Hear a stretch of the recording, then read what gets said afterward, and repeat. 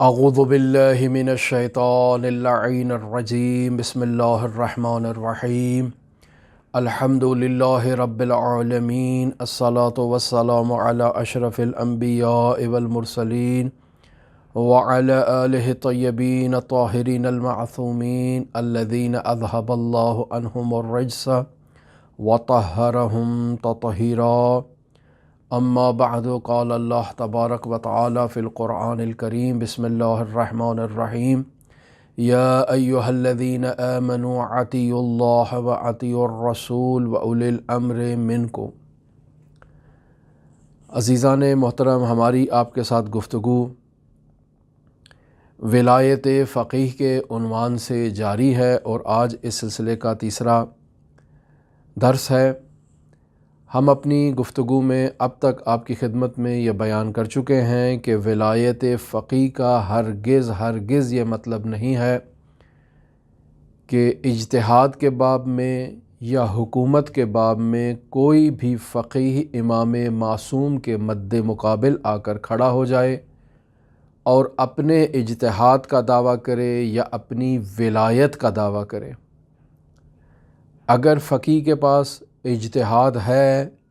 تو حضرات اہل بیت علیہم السلام کی نورانی روایات کے مرہون منت ہے، اور اگر فقیہ کے پاس حکومت کرنے کے لیے کوئی ولایت حاصل ہے تو وہ بھی حضرات اہل بیت علیہم السلام کی نورانی ولایت سے منشعب ہوگی، وگرنہ فقیہ کو نہ تو ولایت حاصل ہے اور نہ ہی اجتہاد حاصل ہے۔ کیوں؟ چونکہ وہ امام معصوم کے مد مقابل آ کر کھڑا ہوا ہے، اور امام کے مد مقابل آ کر کھڑا ہو کر اجتہاد کا دعویٰ کر رہا ہے، فقاہت کا دعویٰ کر رہا ہے اور ولایت کا دعویٰ کر رہا ہے۔ ہم نے عرض کیا کہ ایسا اجتہاد اور ایسی ولایت باطل ہے۔ پھر ہم نے آپ کی خدمت میں عرض کیا کہ بعض لوگوں کا یہ تصور ہے کہ انسان اپنی زندگی کو اخلاقی اقدار کے مطابق اگر بسر کر لے تو اسے حکومت کی کوئی ضرورت نہیں ہے، وہ انہی اخلاقی اقدار پر عمل پیرا ہو کر ایک اچھی آسودہ زندگی بسر کر سکتا ہے۔ ہم نے عرض کیا کہ یہ نظریہ بھی باطل ہے، کیونکہ انسان مدنی بالطبع ہے، انسان طبیعتاً معاشرے کے درمیان زندگی کرتا ہے۔ معاشرے سے الگ تھلگ کٹ کر زندگی گزارنا انسان کے لیے مقدور نہیں ہے، انسان ہرگز ایسا نہیں کر سکتا۔ جب انسان مدنی بالطبع ہے تو اس انسان کی کچھ حقیقی اور واقعی ضروریات ہیں جو اسے اس عالم طبیعت سے اور اس عالم مادہ سے اسے حاصل کرنی ہے، اور چونکہ عالم مادہ اور عالم طبیعت کے منابع محدود ہیں اور تمام انسان کی خواہشات اور غرائض متفاوت ہیں، تو یقینی بات ہے انسانوں کی خواہشات کا آپس میں ٹکرانا ایک فطری عمل ہے۔ اور دوسری طرف ہم نے یہ بھی عرض کیا کہ ہر انسان اپنی طبعی اور فطری خواہشات کے حصول کے لیے تمام چیزوں سے خود فی ذات ہی اور بے نفس نفیس استفادہ نہیں کر سکتا ہے، اسے ان منابع طبعی کو استعمال کرنے کے لیے افرادی قوت کی ضرورت ہے جو اسے وہ سہولیات فراہم کریں اور طبیعت اور اس انسان کے درمیان واسطے کا کردار ادا کریں۔ تو عرض کیا کہ اس تمام کام کے لیے انسان کے لیے یہ ضروری ہے کہ وہ پہاڑوں سے نکلے، معاشرے کے درمیان آ کر زندگی کرے، اور جب معاشرے کے درمیان وہ آ کر زندگی کرے گا تو یقینی بات ہے کہ اس کے اور معاشرے کے دیگر افراد کے حقوق آپس میں ایک دوسرے سے تزاحم کا شکار ہو سکتے ہیں، اور اس تزاحم کو برطرف کرنے کے لیے ایک حکومتی سسٹم کا ہونا ضروری ہے۔ ہم نے عرض کیا کہ حکومت کسے کہتے ہیں؟ حکومت ایک ایسے سسٹم کو کہتے ہیں جو معاشرے کے طرز عمل پر نظر رکھے اور انہیں ہدایت اور سعادت کی طرف گامزن کرے۔ پھر یہ بھی ہم نے آپ کی خدمت میں عرض کیا کہ اس حکومت کا لازمہ قانون کو تدوین کرنا ہے اور اس قانون کو اعمال اور قانون کو اجرا کرنا ہے۔ حضرت آدم علی نبینا علیہ آلاف و تحیت و ثنا کی زمانے سے الی یومنا ھذا آج تک کے زمانے تک یہی مسائل انسان کے ساتھ پیش آئے ہیں، اور انسان کو اس معاشرے میں رہنے کے لیے قانون کی بھی ضرورت ہے، اور قانون پر عمل درآمد کرنے کے لیے انسان کو رہبر ہادی کی بھی ضرورت ہے کہ جو ہادی آئے اور آ کر باقاعدہ ایک حکومتی نظام کو نافذ کرے، تاکہ انسان کے یہ جو طبعی حقوق اور طبعی خواہشات اور نفسانی خواہشات ہیں، اگر یہ آپس میں ٹکرائیں اور ٹکرانے کی صورت میں تزاحم پیش ہو تو یہ حکمران اس قانون کو نافذ کرے اور قانون کے نفاذ سے ان کی انفرادی اور اجتماعی اور معاشرتی خواہشات کے تزاحم کا راستہ روکے اور اس طرح سے انہیں سعادت اور فلاح کی طرف لے کر جائے۔ لہٰذا خداوند متعال نے اس کام کے لیے انبیاء کرام اور حضرات انبیاء کے بعد ان کے جانشینوں کو مقرر کیا تاکہ وہ انسان کو اس ہدایت اور سعادت کی طرف گامزن کریں۔ اور یقینی بات ہے کہ جب انبیاء علیہم الصلاۃ والسلام نہ ہوں یا انبیاء کے جانشین خاص نہ ہوں یا جانشین خاص کے نمائندے مقرر نہ ہوں تو ایسی صورت میں انبیاء نے اور ان کے جانشینوں نے ایک کلی قانون تدوین کر کے عوام کو دے دیا ہے کہ وہ انبیاء علیہم الصلاۃ والسلام کی سیرت و تعلیمات پر عمل پیرا ہوتے ہوئے معاشرے کو فلاح اور سعادت کی طرف گامزن کریں گے۔ تو یقینی بات ہے کہ یہ کام وہی کر سکتا ہے جو انبیاء کی تعلیمات سے آشنا ہو، جو انبیاء کی راہ و روش کو جانتا ہو، جو انبیاء کے طرز عمل کو پہچانتا ہو، اور اس طرح سے وہ عوام کو فلاح اور سعادت کی طرف گامزن کرے۔ جو شخص خود فلاح اور سعادت کی راہ پر گامزن نہیں ہے، ہلاکت میں مبتلا ہے، ہلاکت کی راہ پر چل رہا ہے، وہ دوسروں کو ہلاکت کے راستے سے نکال کر فلاح اور سعادت کے راستے پر گامزن ہرگز نہیں کر سکتا۔ لہٰذا ہم نے آپ کی خدمت میں یہ مطلب عرض کیا کہ خداوند متعال کی جانب سے انبیاء علیہم الصلاۃ والسلام کو بھیجنا اور حضرات معصومین علیہم الصلاۃ والسلام یعنی انبیاء کے جو جانشین قرار پائیں ان کا ہونا نہایت ضروری ہے۔ اور اس مطلب کے لیے ہم نے آپ کی خدمت میں عرض کیا کہ قرآن مجید کی متعدد آیات، متعدد روایات ائمہ معصومین علیہم الصلاۃ والسلام کے علاوہ فقہا نے اس باب میں دلیل عقلی کا استعمال کیا ہے، اور اس دلیل عقلی کو استعمال کرنے کے لیے انہوں نے جو برہان قائم کیا ہے اس برہان کا نام ہے قاعدہ لطف۔ عرض کچھ اس طرح سے ہوتا ہے کہ ہر انسان عاقل جو عرف اور سیرہ عقلاء کو جانتا ہو، جسے معلوم ہو کہ معاشرے میں عام طور پر لوگوں کی نظر کیا ہے اور معاشرے میں بطور خاص عقلاء کی رائے کیا ہے، وہ یقیناً اس بات پر تصدیق کرے گا کہ جب بھی معاشرے کی رہبری اور قیادت کسی صالح مدیر مدبر شخص کے پاس ہوتی ہے تو وہ معاشرہ سعادت کی راہ پر گامزن ہوتا ہے۔ یہ ایک کلی قاعدہ ہے، عقلائی قاعدہ ہے، اس سے کوئی دنیا کا ملک استثناء نہیں ہے، دنیا کا کوئی آئین استثناء نہیں ہے، کوئی مذہب اس قاعدے اور قانون سے استثناء اس کو حاصل نہیں ہے۔ جب بھی معاشرے کے اوپر ایک مدبر، ایک مدیر، ایک عاقل، ایک فہیم، ایک باشعور، باکردار اور عادل شخص حکمران ہوگا، وہ معاشرے کو زمین سے اوپر اٹھائے گا اور انہیں کمالات تک لے جانے کی وہ کوشش کرے گا۔ کیوں؟ چونکہ جب بھی معاشرے میں ایک ایسا حکمران آ جائے تو وہ کوشش کرتا ہے کہ معاشرے میں ظلم و ستم ختم ہو۔ نہ وہ خود معاشرے پر ظلم کرتا ہے اور نہ ہی معاشرے میں کسی کو اجازت دیتا ہے کہ وہ دوسروں پر ظلم کرے۔ لہٰذا ایسا رہبر معاشرے میں ظلم کا خاتمہ کرتا ہے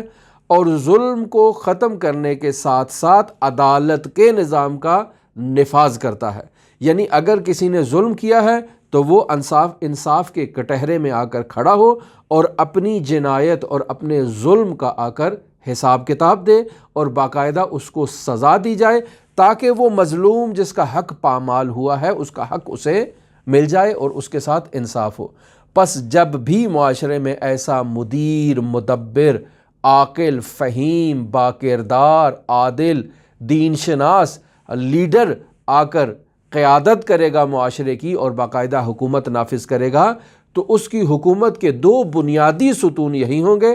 ظلم کا خاتمہ اور عدالت کا نفاذ۔ تیسری اصل اس کی کیا ہوگی؟ یہی رہبر، یہی قائد، یہی لیڈر، یہی حکمران معاشرے کو فضائل اور کمالات کی طرف لانے کے لیے تمام مواقع فراہم کرے گا، یعنی اس کی ہر ممکنہ یہ کوشش ہوگی کہ معاشرے کا فرد فرد کمالات اور فضائل سے آراستہ ہو اور کمالات اور فضائل کی راہ پر گامزن ہوتے ہوئے خود کو زمین سے اٹھائے اور زمین سے اٹھا کر اعلیٰ مراتب تک پہنچائے تاکہ وہ سعادت کی راہ پر گامزن ہو۔ چوتھی خصوصیت یہ ہوگی کہ عوام ایسے مدبر باکردار رہبر کی حکومت کے نیچے ظلم و ستم بھی نہیں کریں گے، برائیوں سے بھی دور رہیں گے، جہالت کو ختم کرنے کے بعد خود بخود علم کی فضیلت سے آراستہ ہو کر کمالات کی طرف جانے کے لیے کوشش کریں گے، یعنی مدینہ بھی فاضلہ ہو جائے گا، یعنی خود وہ مدینہ میں یہ ایک توان اور یہ ایک صلاحیت آ جائے گی کہ وہ جہالت سے دور ہو، برائیوں سے دور ہو اور کمالات سے آراستہ کرنے کی ایک تڑپ معاشرے کے اندر بیدار ہو جائے۔ ہماری دعا ہے کہ ہر معاشرے کو ایسے رہبر، ایسے مدیر، مدبر، قائد اور رہنما کی جو ہے وہ اس کو یہ رہنما نصیب ہو تاکہ اسے وہ فرش سے عرش تک اور کمالات تک لے کر جائے، اور اس رہبری اور اس لیڈرشپ کے اتم مصداق حضرات انبیاء علیہم الصلاۃ والسلام، ان کے جانشین اور بطور خاص حضرت خاتم الانبیاء حضرت محمد مصطفیٰ صلی اللہ علیہ وآلہ وسلم ہیں اور ان کے جانشین حضرات ہیں۔ اور ہم نے آپ کی خدمت میں یہ عرض کیا کہ غیبت صغریٰ کے درمیان حضرت امام زمان علیہ آلاف التحیت و ثنا نے اپنے 4 نواب اربعہ کو مقرر کیا، اور پھر غیبت صغریٰ کے بعد جب غیبت کبریٰ ہوئی تو حضرات ائمہ اہل بیت علیہم الصلاۃ والسلام کی سیرت و تعلیمات میں اور بالخصوص حضرت امام زمان عجل اللہ تعالی فرجہ الشریف کی روایات میں یہ مطلب بیان کر دیا گیا کہ ایسے مدیر، مدبر، لیڈر کی آپ کو شرائط بیان کر دی گئی کہ جو ان شرائط کا حامل ہو اس کو اٹھاؤ اور اس کا اپنا حاکم مقرر کر لو۔ اس کو اگر تم اپنا حاکم مقرر کرو گے تو یہ تمہیں فرش سے عرش تک لے کر جائے گا، یہ تمہیں زمین سے آسمان تک لے کر جائے گا، یہ تمہیں خاک سے نور کی طرف لے کر جائے گا۔ اس کی حکومت میں نہ تو ظلم ہوگا، نہ اس کی حکومت میں ظلم و بربریت ہوگی، اس کی حکومت میں عدالت کا نفاذ ہوگا۔ تبھی بات ہے کہ ایسا لیڈر معصوم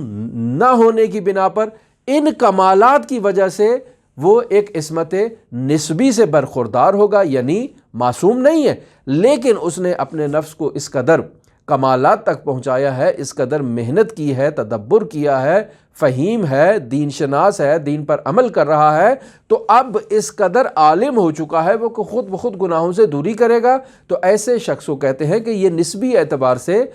برائیوں سے دور ہے، نسبی اعتبار سے یہ گناہوں سے دور ہے، گناہ فکری سے دور ہے، گناہ عملی سے دور ہے، گناہ عقیدتی سے دور ہے۔ تو ایسا شخص جب آئے گا تو معاشرے کو ظلم سے پاک کرے گا اور عدالت کے نفاذ میں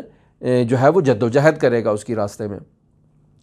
تو یقینی بات ہے اس زعیم کے ہوتے ہوئے معاشرے، ایسے ایک زعیم کا معاشرے کے اوپر ہونا، اگر ایسا زعیم خداوند متعال کی طرف سے منسوب ہو تو یہ خداوند متعال کا لطف ہے، یعنی خداوند متعال کا اپنے عباد پر یہ لطف ہے کہ وہ اپنے ہر معاشرے میں ایسے زعیم کو قرار دے تاکہ وہ معاشرہ فلاح اور سعادت کی راہ پر گامزن ہو۔ لہٰذا حضرات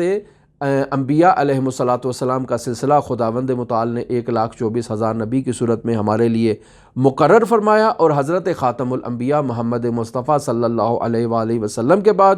ان کے 12 جانشینوں کا ایک ایسا سلسلہ مقرر فرمایا تاکہ قیامت تک جتنے بھی انسان ہیں وہ سعادت اور فلاح کی راہ پر گامزن ہوں۔ تو یہاں ایک عمدہ سوال ہوتا ہے کہ رسول خدا صلی اللہ علیہ وآلہ وسلم کی رحلت کے بعد اور آپ کی شہادت کے بعد جو خلافت کا باقاعدہ ایک سلسلہ شروع کیا گیا، تو سوال یہ پیدا ہوتا ہے کہ مسلمانوں نے اپنے لیے خلیفہ کیوں مقرر کیا؟ ایک سوال ہے، کیوں مقرر کیا؟ کیا اس خلیفہ کا کام یہ تھا کہ وہ آپ کو فقہی مسائل بیان کرے؟ کیا اس خلیفہ کا کام یہ تھا کہ رسول خدا صلی اللہ علیہ وآلہ وسلم سے فروعات دین کے بارے میں جو اس خلیفہ نے سنا ہے ان کو عوام تک منتقل کرے؟ بس یہ اس کا یہ ایک نقل قول کا کام تھا؟ نہیں، ہرگز نہیں۔ تمام معاشرے اس بات پر متفق ہیں کہ رسول خدا صلی اللہ علیہ وآلہ وسلم کے بعد قائم ہونے والی خلافت کا مقصد حکومت تھا، تاکہ حکومت کے نفاذ کے ذریعے سے وہ معاشرے سے ظلم و جور کا خاتمہ کریں، عدالت کا نفاذ کریں، معاشرے کو فضائل اور کمالات کی طرف گامزن کرنے کے لیے جو ہے وہ فروعات دین کو اجرا کریں، اور اس کے بعد انسان جو ہے وہ خود بخود فضائل و کمالات کی طرف کھینچا چلائے اور مدینہ فاضلہ ہو جائے۔ ان لوگوں کا بھی یہی ہدف تھا، اور ہمارے عقیدے کے مطابق حضرات ائمہ معصومین علیہم الصلاۃ والسلام کو خداوند متعال نے انتخاب فرمایا، اور خداوند متعال کے انتخاب سے رسول خدا صلی اللہ علیہ وآلہ وسلم کے 12 عدد جانشین مقرر ہوئے، جو اس ذمہ داری کو اور اس وظیفے کو انجام دیں تاکہ انسان کمالات کی طرف جائے۔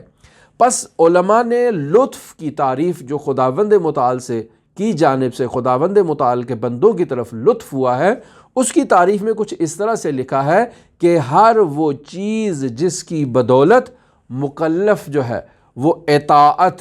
اور فضیلت کی طرف کھنچا چلائے، اس چیز کو لطف کہتے ہیں۔ یعنی یہ جو صاحب تکلیف ہے، یہ جو صاحب وظیفہ ہے، یہ نجاست اور پلیدی سے دور ہو اور اطاعت اور سعادت کی راہ پر گامزن ہو اس چیز کی بدولت، وہ چیز جو بھی ہو وہ لطف الہی ہے۔ لہٰذا یہ ہم آپ کی خدمت میں عرض کر چکے ہیں کہ حضرت امام زمان عجل اللہ تعالی فرجہ الشریف کی غیبت کے ابتدا سے ہی باقاعدہ نواب اربع خاصہ کا سلسلہ شروع ہو گیا۔ 4 عدد نائب 69 سال تک حضرت امام زمان عجل اللہ تعالی فرجہ الشریف کی نیابت کے فرائض کو انجام دیتے رہے۔ اس کے بعد غیبت کبریٰ کا سلسلہ شروع ہوا۔ تو یہاں ہم نے آپ کی خدمت میں ایک سوال معین کیا تھا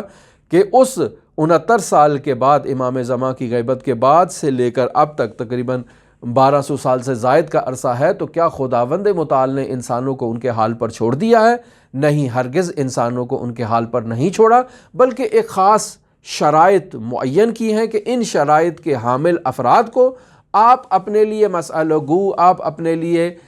جو ہے وہ حاکم کے عنوان سے معین کر سکتے ہیں۔ یہ شخص آپ پر حکومت کرے گا، آپ کو سعادت اور فلاح کی طرف گامزن کرے گا۔ پس اس کی حکومت جو ہے وہ امام معصوم کی حکومت سے منشعب ہوگی، اس کی ولایت امام معصوم کی ولایت سے منشعب ہوگی، وگرنہ اگر امام معصوم کی ولایت کے مد مقابل یہ آ کر ولایت کا دعویٰ کرے، حکومت کا دعویٰ کرے، تو اس کا اجتہاد بھی باطل ہے، اس کی ولایت بھی باطل ہے، اس کی حکومت بھی باطل ہے، چونکہ معصوم امام ہو یا معصوم نبی ہو، اس کے مقابلے میں کسی کو بھی قیام کرنے کی اور حق حاکمیت کی اجازت حاصل نہیں ہے۔ یہ ہم آپ کی خدمت میں بیان کر چکے ہیں۔ پس معاشرے میں امام اور معاشرے میں رہبر کا ہونا لطف الہی ہے، چونکہ وہ معاشرے کو عقلی واجبات کی انجام دہی کی ترغیب دلاتا ہے، یعنی معاشرے کو ترغیب دلاتا ہے کہ وہ فروعات دینیہ پر عمل کریں اور تمام وہ امور جو عقلی اعتبار سے واجب ہیں ان کو انجام دیں اور ان کو ترک نہ کریں۔ ہم آپ کی خدمت میں یہ بھی عرض کر چکے ہیں کہ ایسے امور کو جن کو تعطیل پر خداوند متعال ہرگز راضی نہیں ہے، ان امور کو امور حسبیہ کہتے ہیں، اور تمام فقہا اس بات کے قائل ہیں کہ ان امور کی تعطیل پر خدا ہرگز راضی نہیں ہے، چونکہ اسلام ایک اجتماعی مذہب ہے، اور اجتماعی مذہب میں ہر وقت ہر لحظہ معاشرے کے اندر ایک اسلامی حکمران کا ہونا ضروری ہے کہ جو اسلام کے ان اجتماعی قوانین کو اجرا کرے، چونکہ قوانین الہی ہیں۔ ان قوانین الہیہ کو اجرا کرنے کے لیے ہر دور میں ہر زمانے میں ایک مجری کا ہونا ضروری ہے۔ سوال یہ پیدا ہوتا ہے کہ وہ مجری کون ہو؟ آپ کہیں کہ وہ فاسق ہو سکتا ہے، شرابی ہو سکتا ہے، زانی ہو سکتا ہے، چور ہو سکتا ہے، فراڈیہ ہو سکتا ہے، بے ایمان ہو سکتا ہے، بے دین ہو سکتا ہے، بے راہ روی کا شکار ہو سکتا ہے۔ آپ اگر کہیں کہ ایسے شخص کو اسلام سونپ دیا ہے خداوند متعال نے، تو یہ خود ایک خداوند متعال کی ذات پر، رسول خدا صلی اللہ علیہ وآلہ وسلم کی ذات پر، حضرات اہل بیت علیہ الصلوۃ والسلام کی ذات پر ایک تہمت ہے۔ ہرگز ایسا نہیں ہے۔ ہر دور میں حضرات اہل بیت نے رسول خدا صلی اللہ علیہ وآلہ وسلم کی سیرت و تعلیمات کی روشنی میں ایک ایسا نظام وضع کیا اور باقاعدہ آپ کو بتایا کہ ہر دور میں ایک ایسے رہبر کا ہونا ضروری ہے جو معاشرے کو فلاح اور سعادت کی طرف گامزن کرے۔ ہماری اسی سلسلے میں آپ کے ساتھ گفتگو جاری ہے۔ ہم ولایت فقیہ کے عنوان سے آپ کے ساتھ گفتگو کر رہے ہیں۔ اگر اس موضوع پر آپ کا کوئی سوال بھی ہو تو آپ ہم سے اپنا سوال پوچھ سکتے ہیں۔ ہم اپنی گفتگو کا جو تسلسل ہے وہ اپنے اگلے جلسے کی طرف موکول کرتے ہیں اور منتقل کرتے ہیں۔ ہماری دعا ہے کہ خداوند متعال ہر معاشرے کو ایسے صالح، باکردار، عادل، نیک، دین شناس حکمران عطا کرے کہ جو انہیں عدالت کے اجرا سے، ظلم و جور کے خاتمے سے اور فضائل اور کمالات سے آراستہ ہونے کے بعد انہیں فضائل کی طرف اور کمالات کی طرف آراستہ کرنے کے ساتھ انہیں زمین سے آسمان کی طرف لے کر جائے، ان کو اٹھائے، ان مستضعفین کو اٹھائے اور ان غریبوں کو، ان محروموں کو، ان مظلوموں کو اٹھائے اور انہیں کمالات تک لے کر جائے، اور جن حقوق سے یہ محروم ہیں انہیں وہ ان کے حقوق دلائے۔ ہماری دعا ہے کہ یہ ہمیں ایسا ایک حکمران ہر معاشرے کو، ہر اسلامی معاشرے کو نصیب ہو۔ اللہم صلی علی محمد و آل محمد وعجل فرج قائم آل محمد۔